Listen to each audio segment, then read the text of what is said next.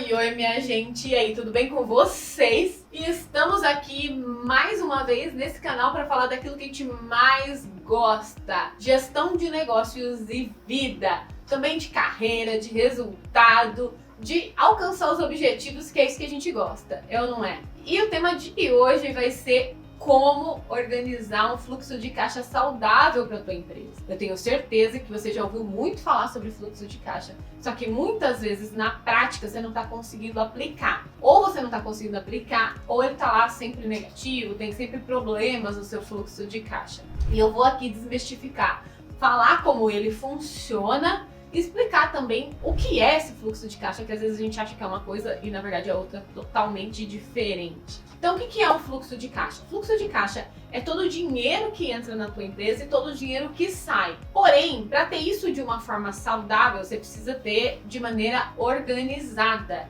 E como você consegue organizar isso? Tendo uma análise de toda a riqueza, de todo o faturamento que a sua empresa gera e quais dias que entram. Então, por exemplo, eu vendo um produto que entra dinheiro todo dia, ou eu vendo um serviço que entra dinheiro uma vez por mês, entra a cada 15 dias, como são as minhas entradas? Qual é o prazo que eu dou de pagamento para o meu cliente? E também a forma com que eu pago as despesas e os custos da minha empresa. Que dia que eu pago a folha de pagamento, que dia que eu pago os meus fornecedores, que dia que eu pago as outras prestações de serviço que tem na minha empresa. Fazendo isso de maneira organizada, você já vai conseguir primeiro entender qual é o espaço de tempo que tem entre o que você recebe e o que você paga. Na maioria das vezes, as empresas, elas primeiro pagam e depois recebem. Isso gera um gap de tempo.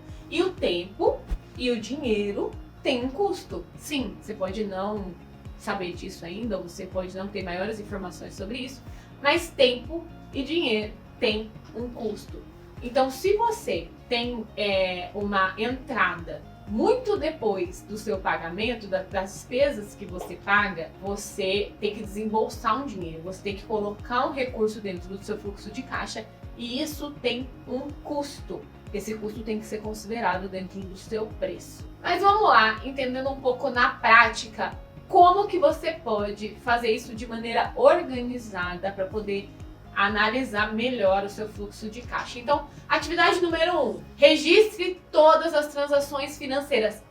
Todas, tá? Porque tem empresa que eu chego e falo, então, mas eu paguei aqui o fornecedor e eu não lancei. Eu recebi aqui uma receita e eu não lancei. Ou não lancei no sistema, ou não lancei na planilha, ou não anotei no papel, eu não sei. Mas em média, quanto você compra? Não sei. Em média, quanto você paga de prestação de serviço? Não sei. Então, registrar todas as transações financeiras, todo o dinheiro que entra e que sai da sua empresa é essencial para você conseguir fazer uma análise de fluxo de caixa realista, que transite ali, que mostre a realidade da sua empresa. O ideal é que você tenha uma conta jurídica separada para fazer só as transações da empresa. O ideal é que todas as transações aconteçam apenas nessa conta. E aí você vai conseguir ter todos os registros de tudo que entra financeiramente e tudo que sai, incluindo todas as despesas, tarifas bancárias, taxa de maquininha de cartão, despesas com material de escritório, tudo. Comprou, é para a empresa, precisa ser registrado. Se você ainda não tem o sistema, pode ser utilizado planilha, você pode anotar no papel, num caderno, o importante é que seja registrado. Segundo, preveja as receitas e as despesas futuras. Então, se eu estou fazendo um fluxo de caixa desse mês, eu preciso entender tudo que já entrou até agora, o que já saiu até agora, mas também tudo que eu tenho para pagar até o final do mês e tudo também que tem para entrar até o final do mês, para mim ver se lá no final do mês eu vou ter quanto de dinheiro, vai me faltar, eu vou ter que buscar no mercado, vai me sobrar, eu vou conseguir investir para pagar uma despesa no mês seguinte, como que eu vou conseguir fazer isso? Então, prever e já ter meio de cabeça principalmente as despesas fixas, aquilo que eu já sei que eu tenho que pagar. A folha de pagamento, o benefício, o vale-refeição, a compra de matéria-prima que já estava lá prevista, a parcela de um carro, de um bem da empresa, aquilo que já é certo tem que estar previsto dentro do fluxo de caixa. Estabeleça um calendário de pagamento. Isso é muito bom. não pagar conta todo dia. Você saber que isso traz um fôlego para o seu fluxo de caixa e vai te ajudar muito. Primeiro tem que começar lá na negociação com o seu fornecedor, com quem você tem que pagar para conseguir o maior prazo possível e ter dias de pagamento. Negociar para que esses vencimentos sempre caiam em dias específicos. Eu tenho uma grande experiência de já ter implementado em algumas empresas a sangria única, né, que a gente fala que é um pagamento por semana, aonde você paga todos os fornecedores em um único dia. Você faz a reserva do dinheiro e paga todos os fornecedores em um dia só. Na maior parte das empresas isso acontece na quarta-feira, que é meio de semana, então paga-se todos os fornecedores e depois só tem um novo pagamento na próxima quarta-feira.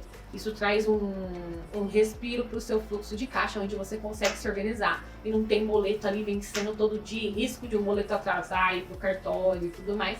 Você consegue esse respiro. Controle o seu estoque. Mais uma vez, a gente aqui falando sobre o estoque. Tem o estoque mínimo possível, porque ele vai influenciar no seu fluxo de caixa. Se você tem um estoque muito alto, você tem o dinheiro lá parado, você precisa buscar novos recursos para poder pagar despesas, dívidas, financiamentos, que talvez, se você não tivesse um estoque tão grande, você teria com esse dinheiro em caixa e conseguiria pagar. Negociar os prazos com fornecedores e clientes, que é o que eu acabei de falar, que é extremamente importante cada vez mais você conseguir diminuir o prazo para o seu cliente, ter um prazo menor para o seu cliente e um prazo maior para o seu fornecedor. Isso também vai trazer um respiro para a sua operação. Estabeleça uma reserva de emergência. Se hoje você consegue analisar, estruturar, organizar o seu fluxo de caixa, eu tenho certeza que você vai conseguir realizar uma reserva de emergência. E o que é uma reserva de emergência? É que você tem ali um período, alguns meses, do custo da sua operação guardado para, no caso que seu faturamento cair, se tiver alguma questão que impacte diretamente no seu resultado, nas suas vendas, você tem ali o dinheiro para poder manter aquela despesa até que você tome uma ação e o seu negócio volte com a operação como deveria ser. Enquanto você não organizar o seu fluxo de caixa, você não vai conseguir ter essa reserva de emergência. Uma outra coisa que pode ajudar muito a ter um fluxo de caixa saudável é usar um software, um sistema. E hoje na internet aí nós temos sistemas super acessíveis para qualquer tamanho de empresa, desde o microempreendedor mesmo, que consegue gerenciar todos os recebimentos e todos os pagamentos, é ter tudo num lugar só, onde você vai colocar comprovante que você pagou, porque vai que o fornecedor te cobra novamente. Vai conseguir também colocar comprovante que você recebeu do seu cliente, vai conseguir colocar todas as despesas nesse software e vai conseguir, ao longo do mês, analisar se o seu fluxo de caixa está ficando positivo ou não. Com todas essas dicas, com certeza você vai caminhar para ter um fluxo de caixa mais saudável. Mas é assim, Simone, amanhã eu vou ter um fluxo de caixa mais saudável? Não.